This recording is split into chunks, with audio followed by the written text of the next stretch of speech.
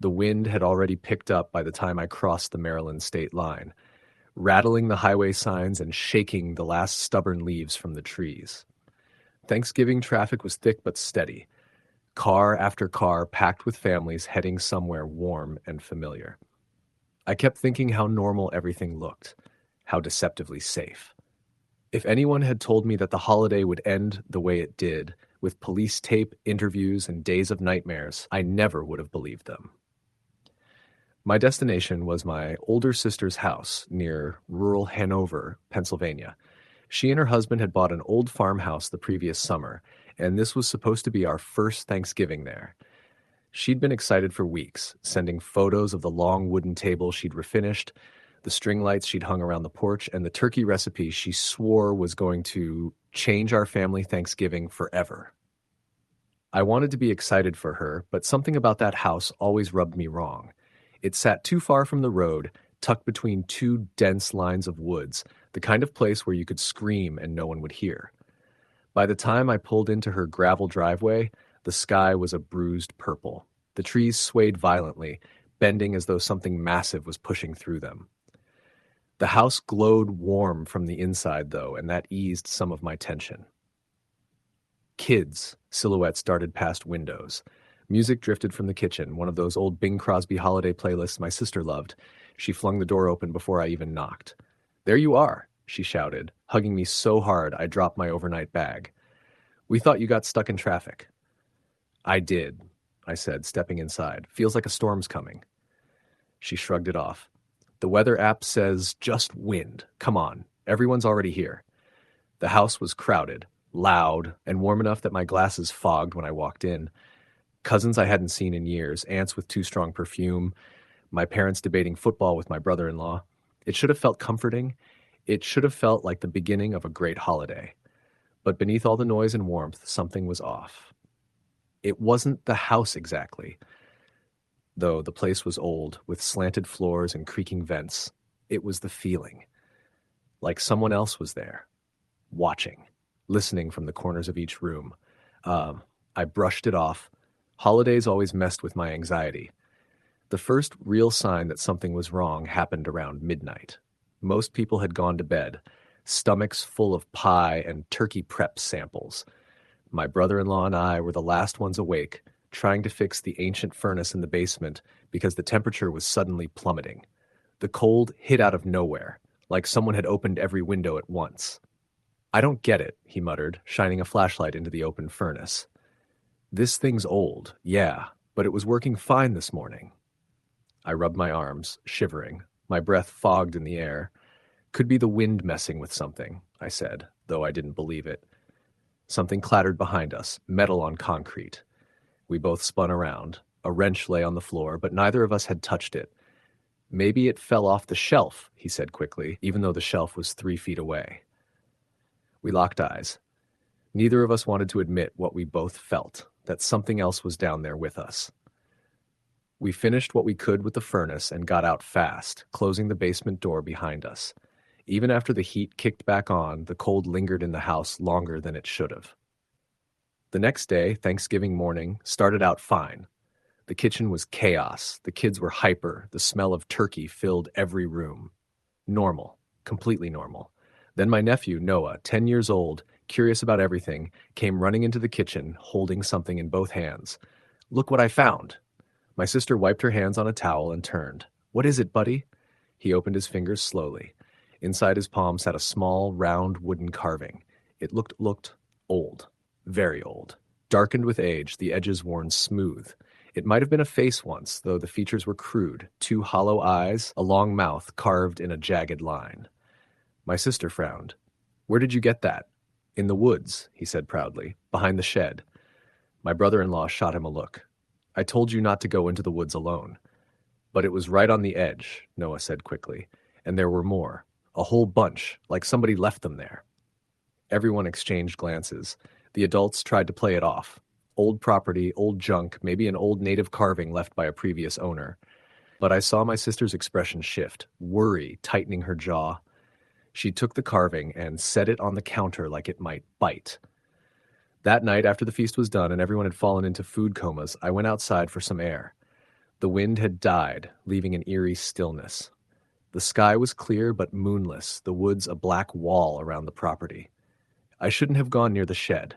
I don't know why I did. Curiosity. Stupidity. The flashlight beam shook in my hand as I approached. The ground was covered in dead leaves, crunching under my boots. And then I saw them. Carvings.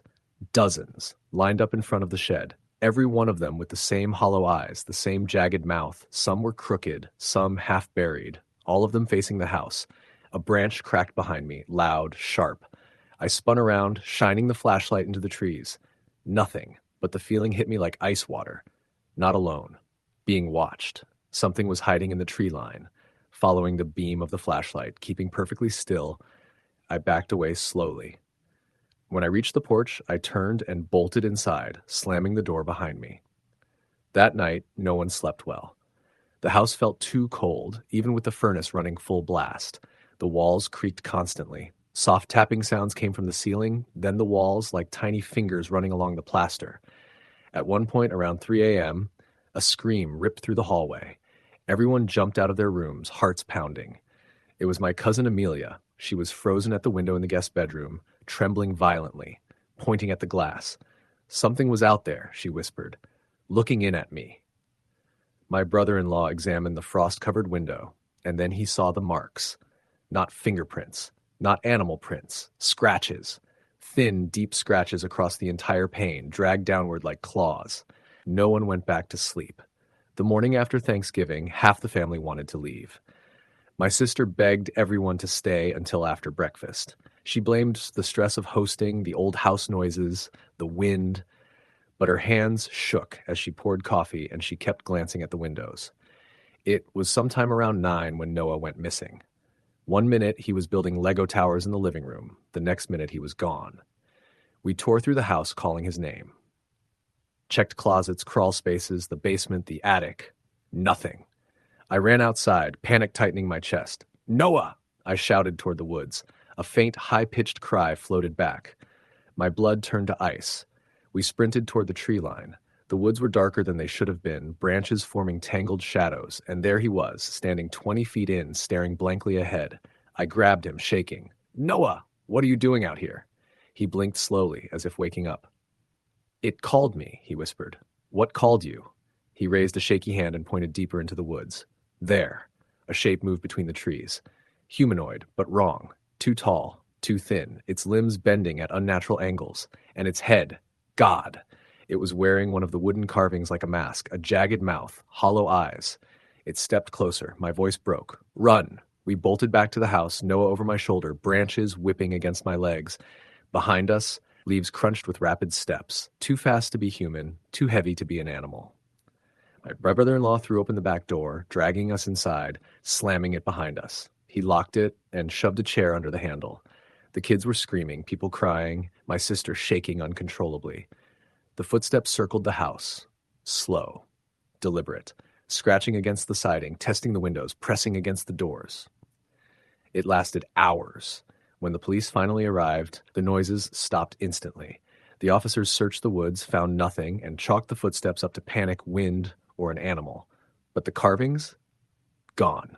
Every single one. Vanished. No one stayed another night. We packed in terrified silence, refusing to look at the woods. That was 2 years ago. My sister and her husband sold the property within months. They never went back after that day. None of us speak much about what happened, though every Thanksgiving, we all find ourselves glancing at windows a little too long, listening for footsteps outside after dark. And sometimes when the wind is just right, I swear I can hear faint scratching on the walls at night, like something waiting to be invited back inside. Story the end. The wind coming off Lake Erie had a special kind of bite that Thanksgiving week. Sharp, almost metallic. The kind that leaked through window frames no matter how many towels you stuffed in the cracks. I still remember that cold, because it hit me the moment I stepped out of my car in front of my aunt and uncle's old farmhouse in rural Pennsylvania. Snow wasn't in the forecast, but the sky had that bruised, heavy look that always meant trouble. I hadn't been back there in years. Work kept me busy in Chicago, and my family wasn't exactly the type that stayed close after we all grew up. But my cousin Danielle had been calling for weeks, asking me to come out for Thanksgiving. She was usually the level-headed one, the grounded one, but her voice had carried a weird edge lately, tight, almost desperate. She said things at night didn't feel right at the house, that she kept hearing someone walking upstairs even when everyone was in bed. I asked if she meant raccoons or the old heating pipes. She said no, someone. I chalked it up to stress. Uncle Roy had died that spring, and he'd been the glue that held their family together. I figured she was grieving, maybe still getting used to the empty spaces he left behind. But when I pulled up that Wednesday evening, something about the house felt wrong immediately. The porch light flickered, and the windows were dark even though it was nearly 6 p.m. My aunt's truck was in the driveway. So was Danielle's car. They were definitely home. I grabbed my bag and knocked on the front door. The house was silent, too silent. Even in winter, the place usually hummed, old wood creaking, the fridge buzzing, the faint sound of the TV my aunt always kept on low. But now there was nothing. I knocked again, harder. A moment later, the door opened just a crack, and Danielle peeked through. Her eyes were red like she hadn't slept in days. "Oh," she said, forcing a smile, "you made it." She opened the door fully, and a wave of stale, cold air rolled out, carrying a faint, sour smell like wet earth. My aunt appeared behind her. She looked even worse, pale, thin, jumpy, like she kept listening for something far away. She hugged me, but it was half-hearted, distracted. "We're glad you're here," she said. "It's been rough." The house was dim. Every light was turned off except for one lamp in the corner of the living room. It felt like a place trying to hide from something. I tried to make small talk, asked about work, the weather, the drive, but both of them acted like they were just waiting for the next sound, the next creak. Even the dog, Scout, a usually hyper cattle mix, lay under the table trembling. Finally, I asked the obvious. "What's going on?" They exchanged a look. A quiet, fearful look. "It's the house," my aunt said softly, her hands twisting in her sleeves. "Since Roy passed, it's like something woke up." I didn't know what to say to that. I waited for her to explain, but she just shook her head and walked to the kitchen. Danielle sighed. "She's been like this for weeks," she whispered. "She barely sleeps. She keeps saying she hears Dad talking at night." I didn't want to entertain the idea. Grief does strange things to people. But the more time I spent in that house, the more the unease seeped into me too. By the time we went to bed that night, the temperature had dropped even lower. I slept in my old childhood room on the second floor. The wallpaper had peeled more since I was young, and the bed sagged to one side. Still, I was exhausted and just wanted to sleep. Around 2 a.m., I woke up to footsteps in the hallway. Slow, deliberate footsteps.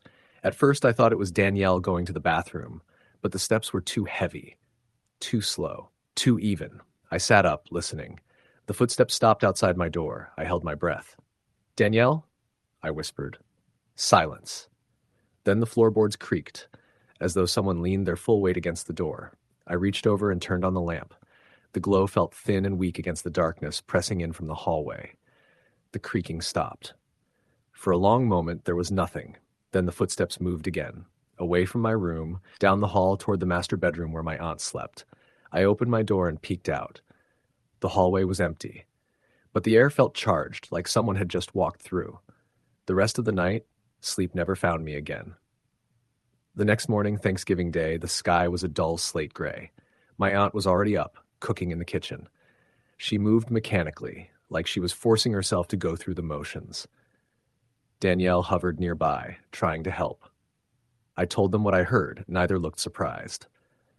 "That's what I mean," Danielle said quietly. "It walks around at night. Every night."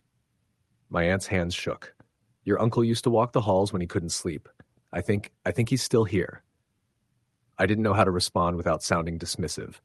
So instead, I helped with breakfast, pretended everything was normal. But the house didn't let me forget what I'd heard. Around noon, we heard something crash upstairs. Something heavy. Scout started barking, backing hard against the wall like he wanted to dig through it. We ran upstairs. The hall closet door was wide open. A box of old tools had fallen from the top shelf, scattering hammers and rusty nails across the floor. But there was no reason it should have fallen. The shelf was sturdy. The box had been there for years. Then we noticed something else. Footprints in the dust of the closet floor. Bare footprints, large ones. Too large to be Danielle's or my aunt's. Larger than mine, too. They went from the back of the closet to the doorway. Then they simply stopped. The hall carpet showed no marks, like the printmaker vanished the instant they stepped out. My aunt broke down crying. Danielle started shaking. I tried to rationalize it. Maybe old footprints, maybe the draft knocked over the box, but deep down, I knew none of that fit. Thanksgiving dinner was a strained, quiet affair. Every clink of silverware sounded too loud. No one had an appetite. Even Scout hid under the table the entire time. That night, the wind picked up again. The house groaned and shifted, and shadows moved strangely against the walls. I couldn't sleep in that upstairs room a second night, so I took the couch in the living room. Around 3 a.m., the sound returned. Slow footsteps descending the stairs. I froze. Scout whimpered from under a blanket beside me.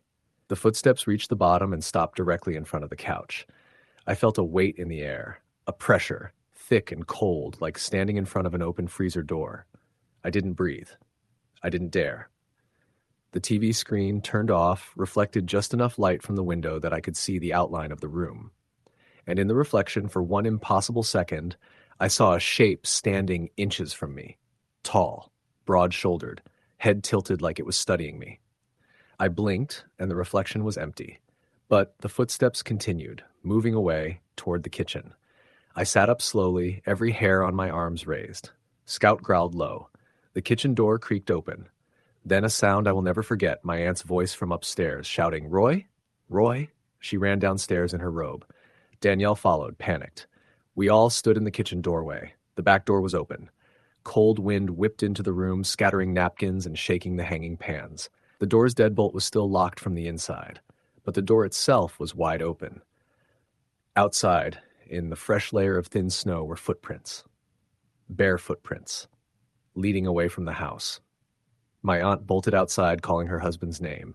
Danielle and I chased after her. The footprints crossed the yard, then went toward the tree line. Halfway there, they stopped, just ended abruptly in the snow, like whoever made them vanished into thin air. My aunt fell to her knees, sobbing into her hands.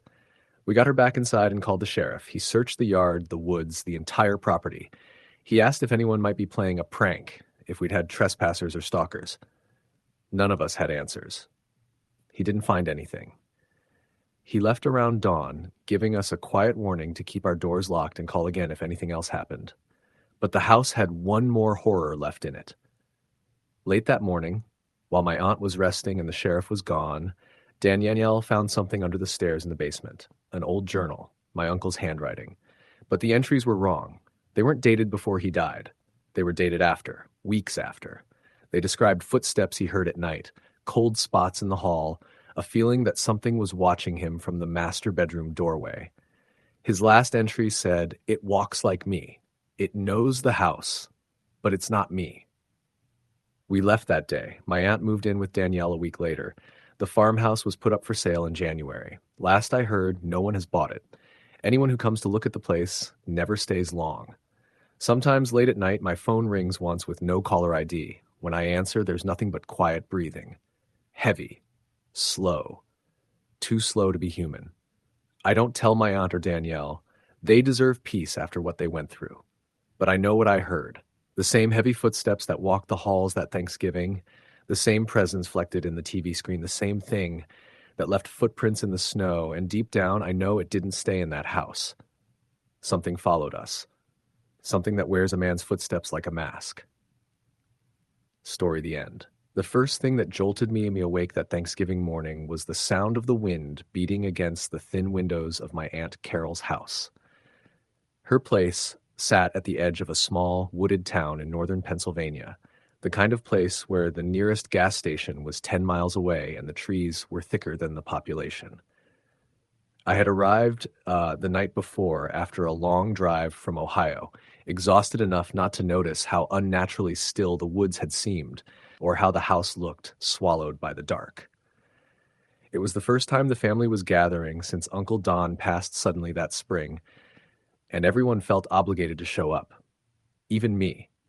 I hadn't seen most of them in years, but Carol had insisted. She said it would be good to come together again, that it would be what Don wanted. The house felt colder than it should have that morning, even with the heat running. The old vents whistled faintly. I walked downstairs, weed-high, following the smell of coffee, and found Carol already in the kitchen, her shoulders tight and her mouth pulled into a thin line. She was chopping celery with the same nervous speed she'd had when she was a smoker, tapping the knife instead of a cigarette. "You sleep all right?" she asked without looking up. "Pretty well," I lied. I had woken up several times in the night, certain I'd heard footsteps on the deck outside my bedroom window. Every time I'd looked, there was nothing but a black sheet of trees. She nodded, scraping the chopped vegetables into a bowl. "Storm's coming tonight. Might get snow."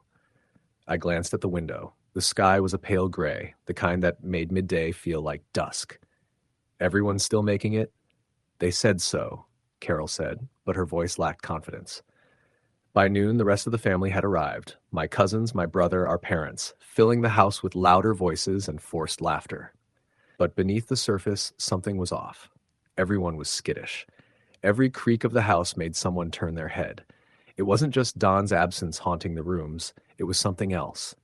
Something none of us could name. I first noticed it when my cousin Megan went to get firewood from the pile near the tree line. She'd been gone 5 minutes, maybe less, when she reappeared at the back door, pale and trembling, empty-handed. "There's something out there," she whispered. "What?" her brother asked, half amused, half annoyed. "I don't know. I thought I saw someone." Everyone exchanged glances.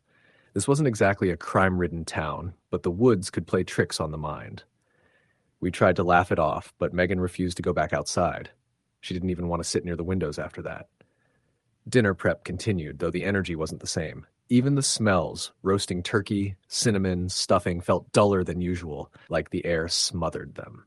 Around 3 p.m., the power flickered. Just once, long enough to make everyone freeze. "Wind must have hit the line," Dad muttered, but he didn't sound convinced. And then the dogs started barking.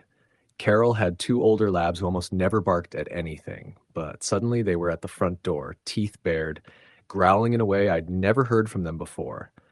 Everyone rushed to the windows, trying to see what had them worked up, but the porch was empty.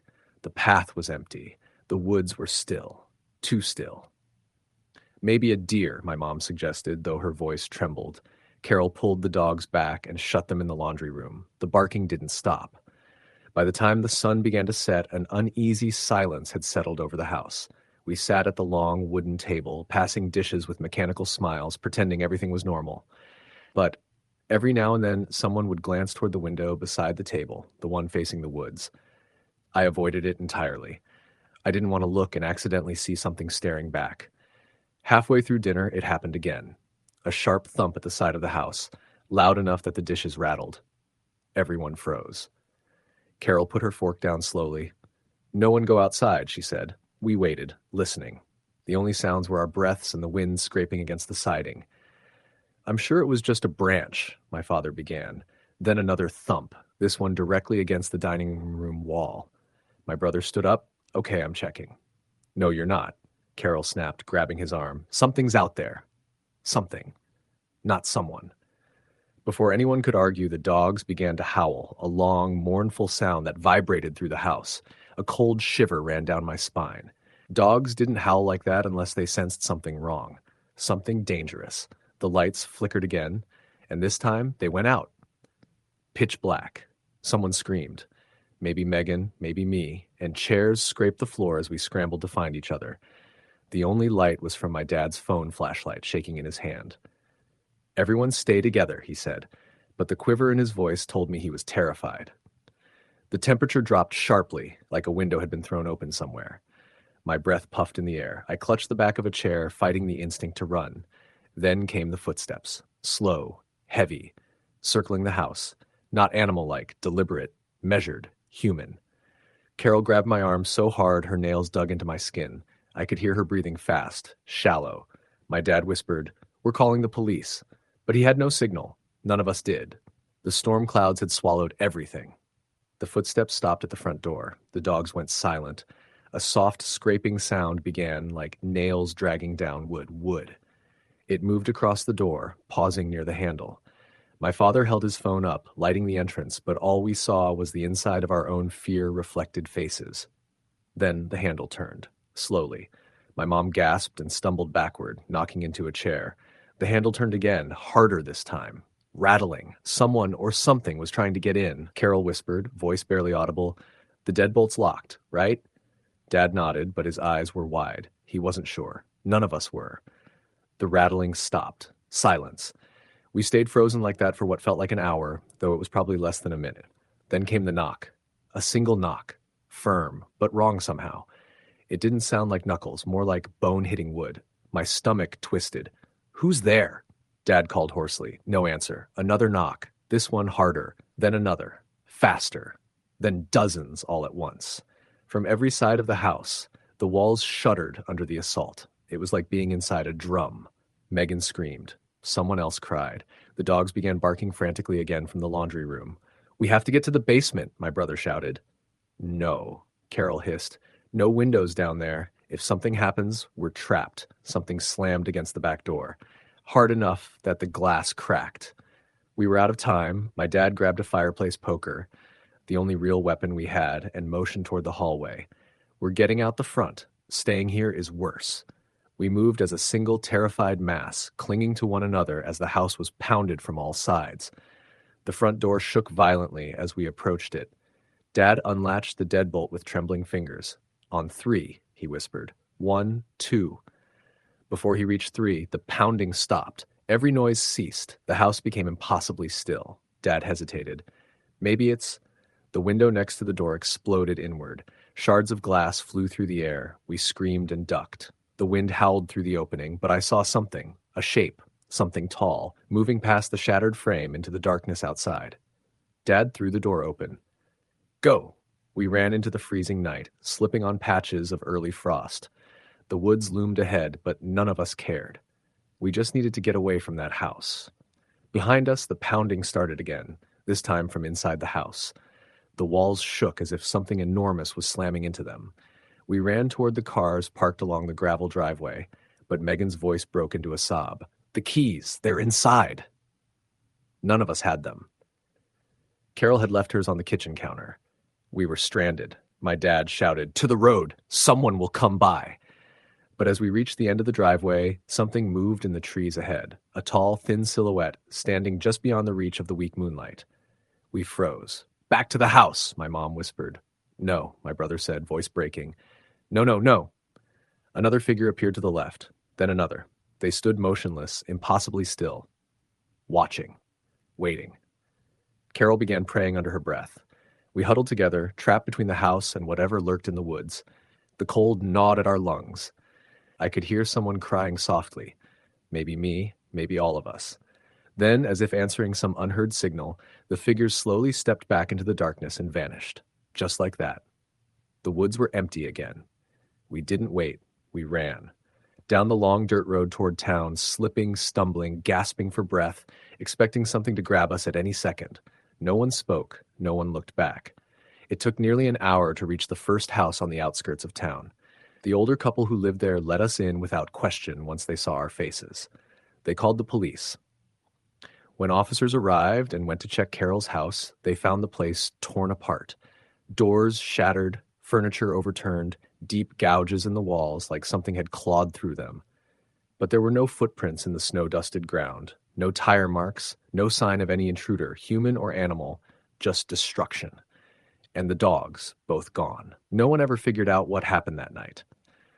The police chalked it up to a freak home invasion, maybe multiple assailants, despite the lack of evidence. But every one of us who was there knows the truth. It wasn't people in those woods. It wasn't anything we could understand. Carol sold the house the following spring. The new owners only lasted 3 months before leaving suddenly. They never said why. None of us have celebrated Thanksgiving in the woods since. And sometimes on cold November nights when the wind sounds like knuckles rapping against the walls, I still hear that bone-deep knock in my dreams. Story the end. The first thing I remember about that Thanksgiving was the cold. Not the gentle early winter chill you brace for in late November, but a deep, slicing cold that felt out of place for southern Pennsylvania. My breath hung in pale clouds in the headlights as I pulled into my Aunt Marjorie's long gravel driveway, the stones crunching under the tires of my Camry. It was sometime after 9. Everyone else had already arrived hours before, but heavy traffic and a last-minute work call had delayed me. The house looked the same as always, a big, drafty colonial from the 1800s with dark shutters and a wraparound porch that always creaked no matter how still the air was. Inside, warm lights glowed in the windows, but the place still had that haunted painting kind of look. I used to love it as a kid. As an adult, it made me uneasy in a way that I couldn't quite explain. When I stepped out, the wind cut straight through my coat. I pulled it tighter around me. The woods surrounding the property were darker than usual, like the trees were holding their breath. My trunk was full of groceries I'd promised to bring, so I grabbed as many bags as I could and made my way to the porch. The boards groaned beneath my feet, louder than normal, like they were warning me. Inside, the warmth and noise hit me immediately. Laughter, clinking glasses, music from the old speaker someone always insisted on using even though it crackled. The smell of roasted turkey, sage stuffing, and nutmeg hung thick in the air. My cousin Mark was the first to spot me. "Finally!" he shouted, grabbing one of the bags from my hands. "We thought you bailed." "Almost did," I joked, shaking the cold from my fingers. "Weather's insane, and your driveway feels like it's a mile long." I moved through the crowded house, hugging relatives, dodging kids, greeting people I only saw once a year. Everything seemed normal. Totally normal. And that's what makes everything that happened after so much worse, because nobody had any idea what was coming, not even the slightest hint. Dinner wasn't until the next day, but Aunt Marjorie always insisted everyone stay the entire weekend. Family bonding, she called it. Forced captivity, we muttered behind her back. Still, it was tradition. Later that night, after most people had gone to bed or fallen asleep on living room furniture, I found myself in the kitchen helping Marjorie prep the next day's dishes. The big roasting pan was out, the cutting board covered in herbs, the refrigerator so packed it was a minor miracle the door closed. "You notice the cold?" she asked, not looking up as she chopped celery. "Hard not to. It's never this cold this early, and the woods, they're noisier than usual." I raised an eyebrow. "Noisier?" She stopped chopping for a moment. "Cracking, branches, animals moving around. I don't know, just feels different this year." I brushed it off as her usual holiday stress. Then she added, almost under her breath, "Your uncle used to say this house changes with the seasons. Some years it feels alive, other years—" She didn't finish the sentence, and I didn't ask her to.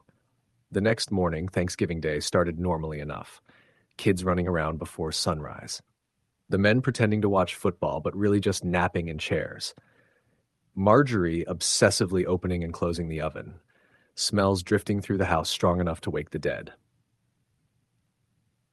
Around noon, Mark and I decided to go for a quick walk in the woods, something we used to do before the big meal. The air was painfully cold, frost clinging to every surface. The quiet was heavier than usual, like snow was about to fall, except the sky was crystal clear. We didn't go more than a couple 100 feet into the trees when Mark froze. "Do you hear that?" he whispered. At first I didn't. Then I did. A rhythmic cracking sound, slow, deliberate, like something big was moving through the brush. Not running, not scurrying, stepping. "Probably a deer," I said. But even as I said it, I knew something about the sound wasn't right. Mark shook his head. "Deer don't move like that, not in winter and not toward people." The crack came again. Closer. "Let's go back," I muttered. We did. We didn't talk about it. But both of us kept glancing toward the tree line the rest of the afternoon. Dinner came and went in typical chaotic fashion. Too much food, too many arguments, too many kids screaming for pie. But I kept noticing the same thing. Everyone looked tired. Not normal holiday exhausted. Worn out. Pale. Like they hadn't slept well.